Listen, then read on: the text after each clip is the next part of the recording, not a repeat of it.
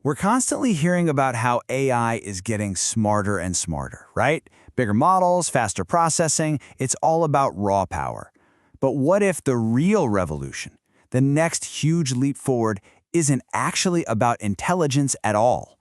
Turns out it's about something way more fundamental, how we, as humans, actually use these things. You know the line. We've all heard it. AI is for everyone. No coding required. It sounds fantastic, but for anyone who's actually tried to get an AI to do something even slightly complicated, you know there's this massive gap between the promise and the often frustrating reality. And this leads us to what some people are calling the magic spell problem. It's this feeling that you've been handed this incredibly powerful tool, but you can't get it to work unless you know the secret words, the perfect incantation. This really suggests the issue isn't the AI's brain power, it's a design problem. So let me tell you about a story that perfectly illustrates this. There's this guy, we'll call him John. He had what seems like a totally straightforward request for ChatGPT. He pasted in a big block of text and just said, "Hey, count the names in here." Simple, right? You'd think so. Well, it wasn't.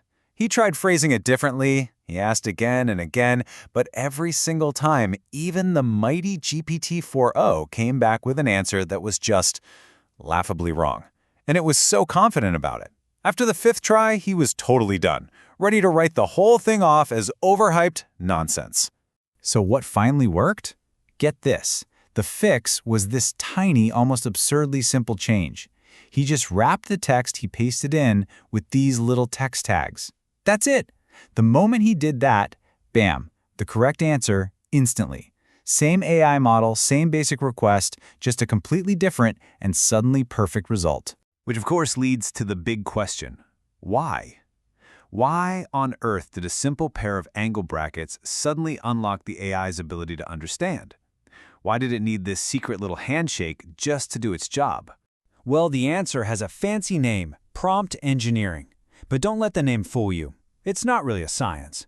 It's more like this clumsy, frustrating art of figuring out the magic words, the right tags, the specific phrases, the weird formatting tricks that will finally coax the language model into cooperating. It feels less like having a conversation and more like trying to remember a wizard spell. Now, this feeling of needing to learn a secret language to operate a powerful machine, it's not new at all. In fact, if we look back at the history of computing, this is a problem we've already solved once before. Just think about how technology evolves. It always starts out as this thing only experts can use, and then eventually it becomes something for everybody. We went from punch cards in the 50s to the command line in the 60s, where you had to type exactly the right command. And then came the GUI, the graphical user interface, which made computers intuitive. With AI today, we're kind of stuck back in that command line phase. And that leap from command line to GUI was absolutely revolutionary. Instead of having to memorize some cryptic command like copy a.doc.dat.c:, you could just see a little picture of your file and drag it into a folder. The computer's power didn't change, but suddenly everyone could use it. It put normal people, not just experts, in control. And you could argue that ChatGPT's simple little chat box was a kind of GUI moment for AI. I mean, it took these incredibly complex models out of the lab and gave them an interface that anyone could type into. It made all that power feel accessible for the very first time. But there was a hidden catch. And the catch is that even though we have this friendly chat window, the way we actually have to talk to it still feels like a command line. We're back to learning weird phrases, sharing tips and tricks online to get what we want. We're essentially putting on wizard hats just to ask a computer for help. So what this all means is that we are overdue for the next user experience revolution. The raw intelligence is there. We've got that. The real challenge now is designing better ways to interact with it. And the good news is, some innovators are already showing us what that future might look like. For example, let's look at a tool called Cursor. It's a code editor. But instead of forcing you to go to a different website, type in your question, copy the code, and paste it back, Cursor builds the AI right into your workspace. You talk to it right where you're coding. All that annoying back and forth is just gone. See, its big idea isn't a smarter AI model. It's a smarter interaction. The AI feels like it's part of what you're doing. It's embedded. It's natural. It's not some all-powerful genie you have to summon with the perfect magic phrase. It's a true collaborator that adapts to you, not the other way around. Now, the next evolution of this is a concept called vibe coding. This is where the interaction gets even more human. You can give the AI really loose, casual directions. Things like, hey, fix this bug for me, or make the sidebar a little smaller.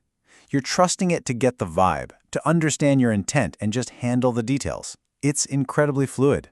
But there's still a catch. Vibe coding works best if you're already an expert. You need to have that gut feeling for how the AI thinks so you can steer it properly. For a beginner, it can still feel like the magic spell is breaking. So it's a friendlier interface for sure, but it's not quite the final answer for making AI truly accessible to everyone. And that brings us to this other tool called Manus, which represents a really fundamental shift. With Manus, you don't give it a task, you give it a goal. You say something high level, like, build me a basic login page. And then you let go. Manus writes the code, it runs the code, it finds the bugs and fixes them itself, and then it just delivers the finished product to you. And here's the kicker. The magic of Manus isn't a new super smart AI. It actually runs on a Claude model that you or I could use right now. The entire breakthrough is in the user experience.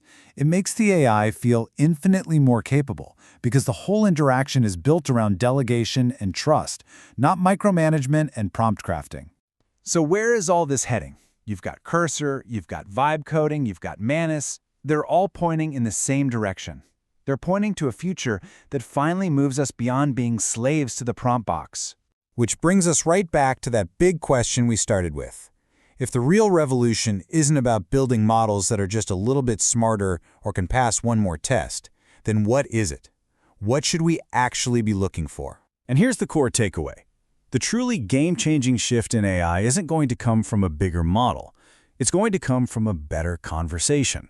The real revolution is when we can finally stop learning how to talk like a machine, and the machine finally learns how to understand us. The famous usability expert Jakob Nielsen has a great term for this. He calls it a complete reversal of control. It's a future where you simply state your intent, the what, and you let the computer figure out the entire messy process of how to get it done. That is the ultimate destination for AI user experience. And all of this leaves us with one last kind of mind-bending question to think about. As we shift from building rigid tools to creating true creative partners, what happens when the AI actually understands our intent better than we can articulate it ourselves? Now that is when the real revolution begins.